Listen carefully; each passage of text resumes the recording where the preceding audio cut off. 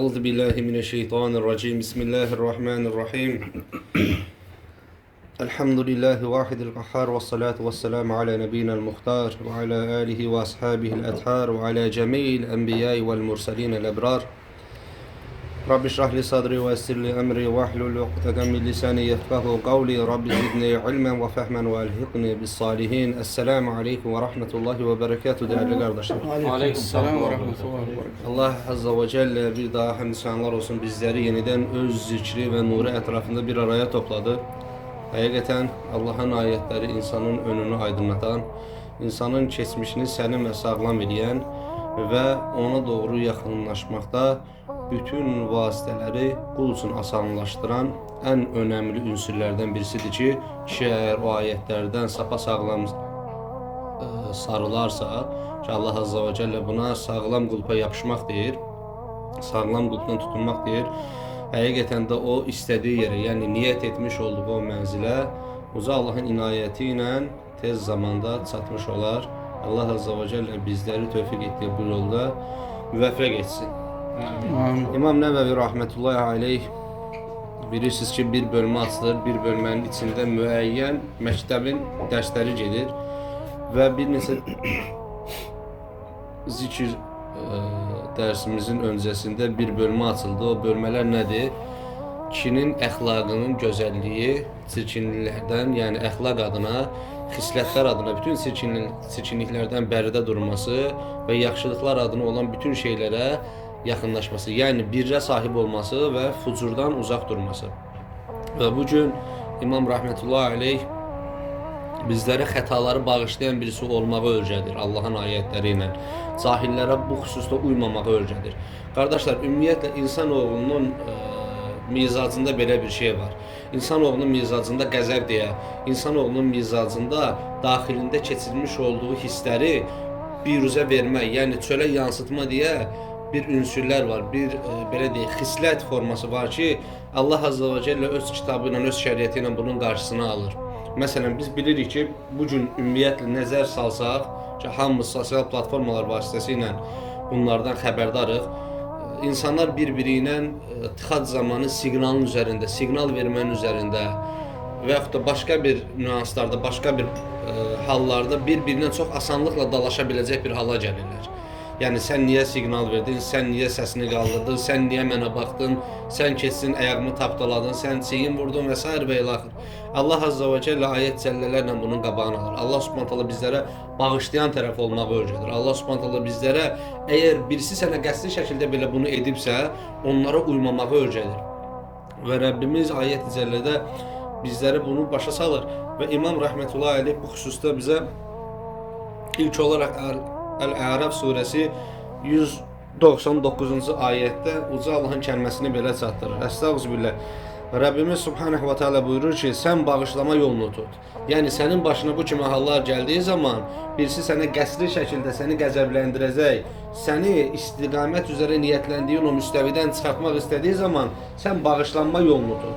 Yani istiğfar elə. Her Allah Azze ve Celle'nin qəlbini səlim etsin diye ne edirsənsə elə, ondan üz döndər. Çünkü onun sənə gətirib, onu sənə bulaşdırmaq istediği o şey fucurdan başka bir şey değil. Sen temkinli ve sen səbirli ol ki, Allah Azze ve Celle ayetinin üzerine etsin səni. Rabbimiz buyurur, sen bağışlanma yolunu tut deyir. Kullarına deyir ki, bağışlanma yolunu tut. Ve sonra buyurur ki, yaxşı işler görməyə əmr elə. Yani sen yaxşı işler ve pis işler diye iki dənə ayrımın ortasındasan. Yaxşı işləri görməyə əmr elə. Bir insan yaxşı işləri görməyə əmr edirsə, özü bir pis işin üzərində ola bilməz. Elədir, yoxsa yox. Ən azından vicdanlı bir quldursa, yəni bu dəvətçi, elm tələbəsi, alim və yaxud da vesaire kimi şeylərdən tamam bəridə olan bir məsələdir. İnsan insanlara, yəni digər qul olan, onun kimi qul olan qardaşlarına yaxşıları əmr eləyib pislikdən çəkindirirsə, özü vicdanı səbəbiyle pisə yönələ bilməz. Çünkü belə bir həqiqət var ki, bir insan eğer yaxşı bildiğinden uzaklaşır ve pislikdə devam edirsə və onda vicdan varsa, ya o tövbə edib yaxşısına geri dönəcək və yaxud da nə edəcək və yaxud da o pisliyində istiqrar eləyəcək ki, artıq onun həyatında yaxşı diye bir şey olmayacaq. Ona görə Rəbbimiz Subhanahu və Teala buyurur ki, yaxşı işlər görməyə əmr et və cahillərdən üz döndər. Demək ki, başına bir şey gəldiyi zaman nə edəcəksən? Bağışlayan tərəf olacaqsan. Görməzdən gəlib zikrini, qəlbinin dərmanı edəcəksən, məlhəmə edəcəksən və ondan sonra yaxşı iş görməyə əmr edəcəksən. Və yaxud sənin başına bu işi gətirən bir insana deyəcəksən ki, ey qardaşım, bunu belə etməyin doğru deyil. Yəni bir insan bir insana bunu belə etməz. Çiyin vurmaz, onun haqqına girməz, ona nəlayiq söz deməz. Və ondan sonra nə deyəcəksən? Bunun pis olduğunu ona öyrədəcəksən və özün də fərqinə varacaqsan və ondan sonra əgər bu onda sənə qarşı dirənərsə, yox, etmiş olduğunu müdafiə eləyərsə, həmin pisliyi müdafiə eləyərsə, Allah Azza və Cəllə buyurur ki, və cahillərdən də üz döndər. Çünki biz bilirik ki, Musa aleyhisselam Bəni İsrailə nə deyir? Bəni İsrailə deyir ki, Rəbbiniz sizdən nə istədi? Rəbbiniz sizdən bir heyvan kəsməyinizi istədi. Bəni İsrail özü üçün bunu çətinləşdirir və deyir ki, ey Musa, onun buynuzu olsunmu, olmasınmı, rəngi nə olsun, həcmi nə olsun və s. və ilaxır kimi özləri üçün çətinləşdirir və Musa aleyhissalam qəzəblənir və deyir ki, Nəuzu billahi ən əkune minəl cahilin, cahillərdən olmaqdan Allaha sığınıram və orada qövmündən üz döndərir. Tamamilə yox, həmən əməl üzərinə olduqları zaman əməl səbəbilə onlardan o anda üz döndərir və deyir ki, cahillərdən olmaqdan Allaha sığınıram. Allah Azza və Cəllə də deyir ki, cahillərdən üz döndər deyir, onlardan olmaqdan Allaha sığın. Və qardaşlar, bayaq bir mövzu ilə, Allahın izi ilə səhifəyə başladıq. Demək ki, Rəbbimiz buyurur ki, bağışlayan tərəf ol. Bağışlama yolunu tut. Baxın, müşahidə etdiyimiz şeylər əsnasında həqiqətən insanların bir-birinə qəzəb qusması an məsələsidir. Həqiqətən insanların bir-birinin qəlbini qırması gözlə qaşın arasında olan kiçik o ərazidə gerçəkləşəcək qədər asan bir nüansdır ki, insan bir-birinin dili səbəbilə qəlbini çox asanlıqla qıra bilər. Həqiqətən insan birisini bağışlaması və yaxud da bağışlamaması onun öz içində olan əxlaqi keyfiyyətin yüksəkliyini və yaxud da alçaqlığını bildirir. Məsələn, Allah Subhanahu taala bizə haqq tanıyır. Allah Azza və Cəllə buyurur ki, qisas ala bilərsən. Qisasda həyat var. Doğrudur yoxsa yox? Amma bərabərində buyurur ki, sən bağışlayan ol deyir. Bundan daha xeyrisi sənin bağışlamağındır deyir. Şübhəsiz deyir, sən bağışla ki, Rəbbin də səni bağışlasın. Yəni sən Allah Azza və Cəlləni Qafurur Rahim olaraq tapmaq istəyirsənsə, elə tanıyırsansa, yəni Allah Azza və Cəllənin səni bağışlamasını istəyirsənsə, bir bağışlayıcıya sənin ehtiyacın varsa, insanların da sənin üzərində, daha doğrusu sənin onların üzərində haqqı olan insanların da gözlərini tikdiyi sənsən. Onların da sənin onları bağışlamağına ehtiyacı var. Çünki bilirsiniz niyə insanı bağışlaması daha çox önəmlidir? Alimlər deyir ki, Allah Azza və Cəllə bütün haqların arasına girər. Yəni özü ilə qulun arasındakı bütün haqları bağışlayar ona. Bütün haqları ona bağışlayar deyir. Lakin deyir qulların arasına girməz deyir. Əslində biz Allah Subhanahu və Teala tabiri caizsə, gözümüzü nə qədər tikmişiksə, bir-birimizin arasında olan haqq məsələlərində bağışlanmağa da gözümüzü o qədər dikməliyik. Dikməliyik ki, şübhəsiz qardaşımla, dostumla, bu tanışımla, bu yoldan keçənlə mənim arama aləmlərin Rəbbi olan Allah girməyəcək. Vay mənim halıma, bəs o gün o müəyyən bir əcirlərin sahibi olmadığından dolayı mənə haqqını halal etməzsə mən nə edəcəm? İnsandır da, haqlarını sənə halal eləmədi. Çoğu müflisin durumu var da, hədis var, bilirik bunu. Yəni haqlarını sənə halal eləmədi və sənin səvablarını istədi. Səvabların bitəndən sonra günahlarını sənə yüklədi. Dağ boyda əcrlə getdiyin halda ondan toz dumandan başqa bir şey qalmadı ki, sən cənnətə yox, artıq odun əhli olmağa belə deyək, qərar verildin. Allah mühafizə eləsin, danışmaq belə həqiqətən çox nəfəs kəsəndir. Yəni sənin üzərində birisinin haqqı qalsın və tam cənnətə girəcəm deyərkən Allah Azza və Cəllə sənlə onu qarşılaşdırsın və səndən haqlarını tələb eləsin. Ona görə mütəfəkkirlər deyir ki, uca Allaha nə qədər gözümüzü tikiriksə bağışlanmaq xüsusunda, əslində o bizim əman yerimizdir, əslində güvən yerimizdir. Biz bilirik ki, Rəbbimiz bizi bağışlayacaq, yəni ona yəqin oluruq. Deyir, insanoğluna da deyir, gözü o qədər tikmək lazımdır deyir.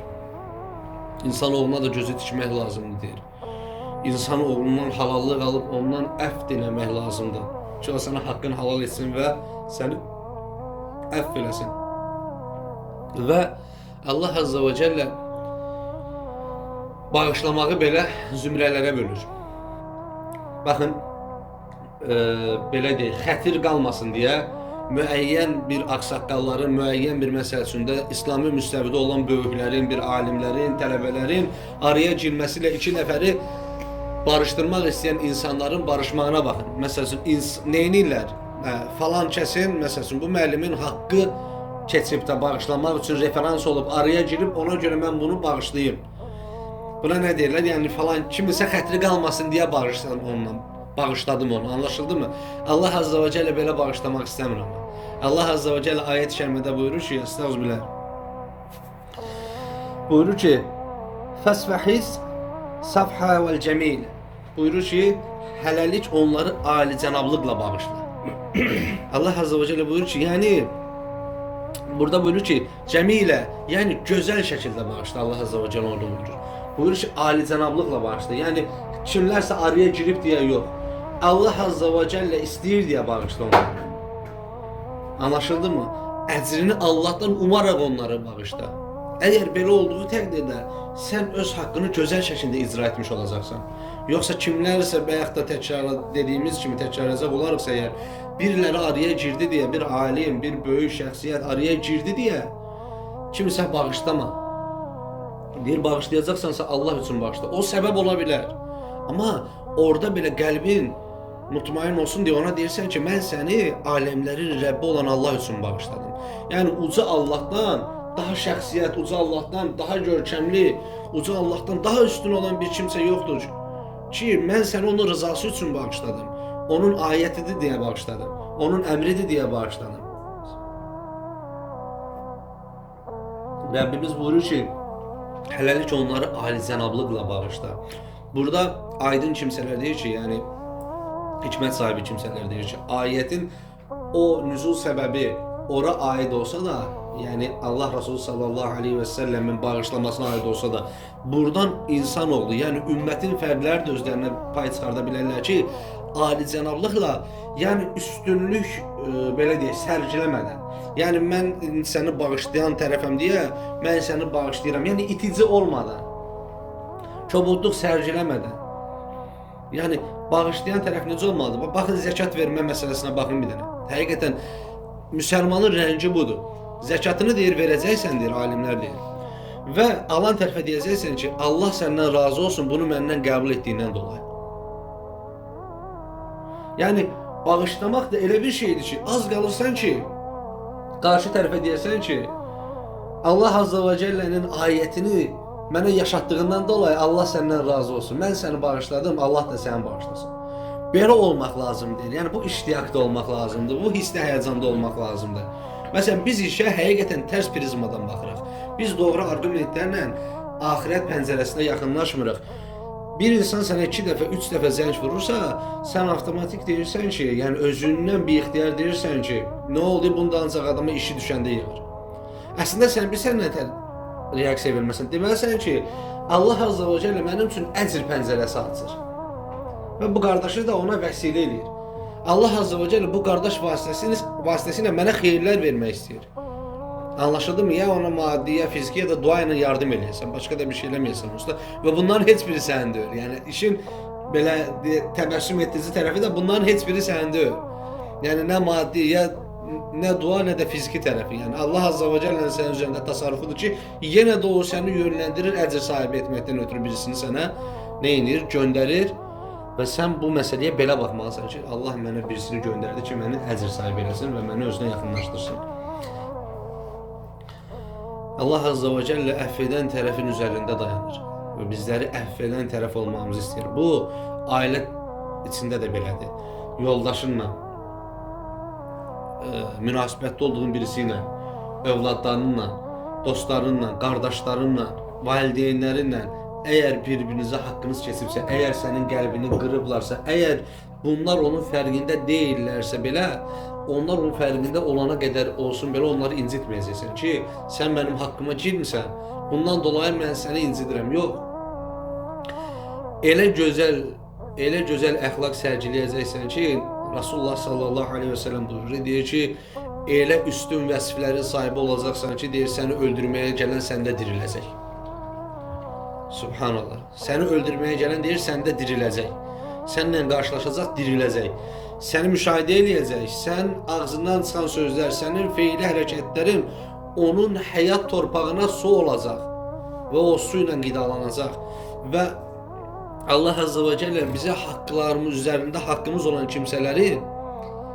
kimsələrə qarşı daha doğrusu aşağılayıcı olmamağı çağırır. Allah Azze ve Celle onlara sən mənim qəlbimi qırdın, mən də sənin qəlbini qıracam və yaxud da mən də sənin gör başına hansı halı gətirəcəm deyə çirkin ləfslərə bulaşmamağı Allah Azze ve Celle bizləri çağırır və buyurur ki, ayət-i cəllədə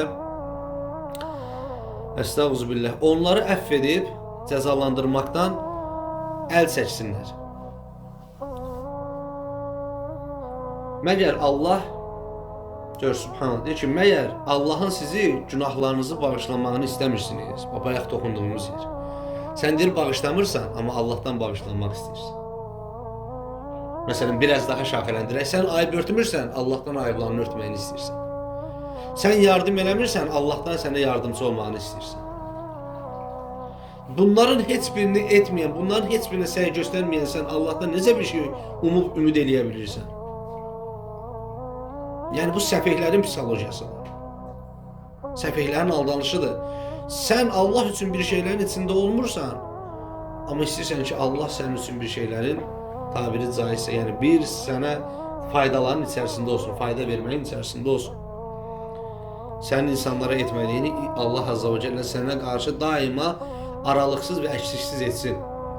Rəbbimiz bu ki, onları əfv edib cəzalandırmaqdan vaz keçsinlər deyir, əl çəksinlər deyir. Məyər Allahın sizi, yəni günahlarınızı bağışlamağını istəmirsiniz deyir. Yəni Allah Subhanahu taala həm də bir müjdə verir. Müjdə verir ki, sən onları bağışla Allah Azze ve Celle. Yəni sən onları bağışlasan, səndən daha üstün bir bağışlayıcının bağışlamağına məruz qalarsan. Yəni sən kimsən, bir bəşərsən də, doğru deyil. Sən bağışlasan deyir. Bəlkə də Allahu alim sülmül misalıdır. Bilmək olmur, Allah Subhanahu taala bu bir dənə günahı bağışlamağımızın müqabilində neçə dənə günahlarımızı bağışlayacaq. Hansı günahımızı bağışlayacaq? Bəlkə də əməl dəftərində qabağımıza çıxdığı zaman doğrusunu Allah bilir. Orada əgər bayılmaq, yəni ürəyə getmək varsa, bəlkə də ürəyimiz gedəsi halda olacaq ki, o günah qabağımıza çıxanda. Amma Allah Azze ve Celle sətrini özü ilə qolunun arasına attığından dolayı Allah o günahımızı bağışlamağını ümid edirik, bağışlayacağını istəyirik. Anlaşıldı mı? Lakin nə edirik özümüz? Kiçik bir dənə bir şey məruz qaldığımız zaman mən onu bağışlamıram, ona haqqıma haram olsun, mən onu əfv etmirəm. Allah Azze ve Celle müttəqilərin vəsiflərini saydığı zaman şübhəsiz ki, bir yerdə gəlir, innəl muttəqinə gəlir və s. və ilaxır. Yəni bu belə deyək, Ənfal surəsində gəlir, Müminin surəsində gəlir və s. və ilaxır. Allah Azze ve Celle bir yerdə, Ali İmran surəsi bir yerdə də buyurur ki, o müttəqilərin vəsifidir. Əllezine yunfiquna fis-sarra'i və darra. O kəslər ki, bolluqda da verərlər, darlıqda da verərlər. Vəl-kəziminəl ğayz. Onlar qəzəblərini boğarlar. Bayaq dediyi çöldə o başımıza gələn şeylərdə nə deyirsən? Orada zikr edirsən Allah'a. Səhər axşam zikirlərindən bir neçəsini edirsən. Və Allah Azze ve Celle burada buyurur ki, vəl-kəziminəl ğayz. Onlar qəzəblərini boğarlar deyir. Kim onlara qarşı bir mənfi hal içərisində olubsa, qəlblərini qıracaq, ruh düşkünlüklərinə səbəb olacaq, əsəblərini çorlayacaq, qəzəblənmələrinə səbəb olacaq deyir. Vəl-kəziminəl ğayz. Qəzəblərini boğacaqlar həmin vaxtda. Və Rəbbimiz buyurur ki, vəl-əfinə anin-nəs. Və onlar deyir, insanları bağışlayarlar. Bu kimin vəsifidir qardaş? İnsanı bağışlamaq, müttəqinin. Baxın, ayətləri bir-biri ilə əlaqələndirsə əgər, bir əməllər edirik, deyin də doğru deyil, müəyyən bir əməllərin içərisində. Ayətləri bir-biri ilə əlaqələndirsə əgər, Allah Azze ve Celle ayət cəllədə buyurur ki, Allah yalnız müttəqilərdən qəbul edir. Müttəqilərin vəsifinə baxırsan, görürsən müttəqilərin vəsifi məndə var. təvazökarlıqla ay mən müttəqilərdən deyiləm, mən səy göstərənlərdənəm, alimlərin dediyi kimi başqa. Həqiqətən də müttəqilərdənsən yoxsa yox. Əgər deyilsənsə, bəs Allah Subhanahu taala deyir axı, Allah yalnız müttəqilərdən qəbul edir. O zaman sən bəlkə ibadətlərini, daha doğrusu biz bəlkə ibadətlərimizi, əməllərimizi islah edək. Bəlkə bir çalışmanın içinə girək. Bəlkə bu namaz bizi, o da yox, bu namaz bizi cənnətə aparsın. Ona görə Allah Subhanahu taala bizə Quranda bir neçə yerdə müttəqilərin vəsiflərini verir. Bax, müttəqilər bunlardır deyir. Bunlardan deyilsəniz, vay sinanınıza bunlardansanızsa o istiqamətdə olmağa səy göstərin. Əzimkarlıq içində olun. Buyurur ki, وَالْعَافِينَ عَنِ النَّاسِ Onlar deyir, o müttəqilər insanları bağışlayarlar. Hər nə olursa olsun. Haqqını tələb edib qisasını almaqda bir beis yoxdur, masiyyət yoxdur. Yalnız deyir, onlar bağışlayarlar. Və buyurur ki,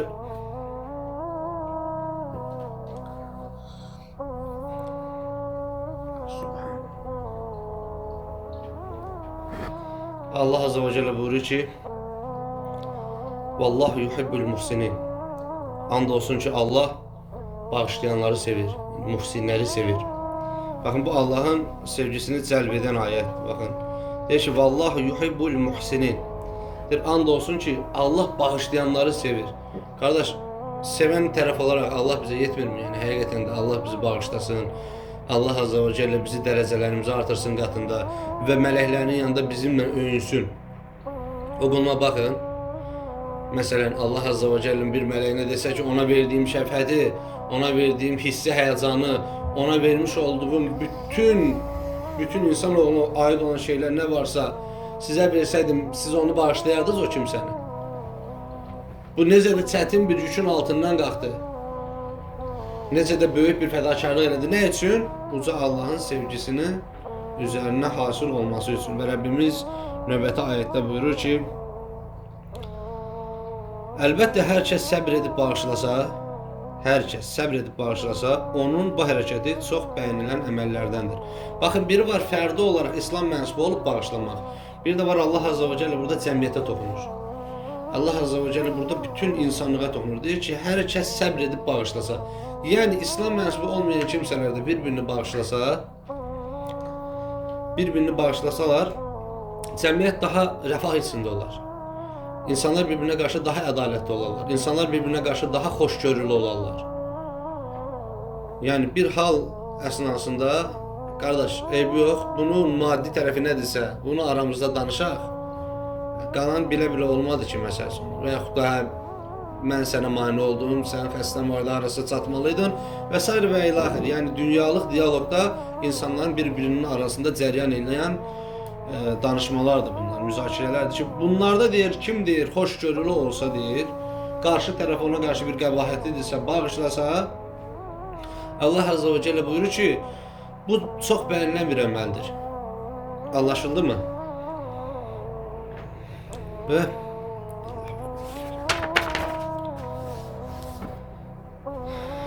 bir dənə də hədis zikr eləyək inşallah. Ondan sonra dərsimizin sonuna çatırıq.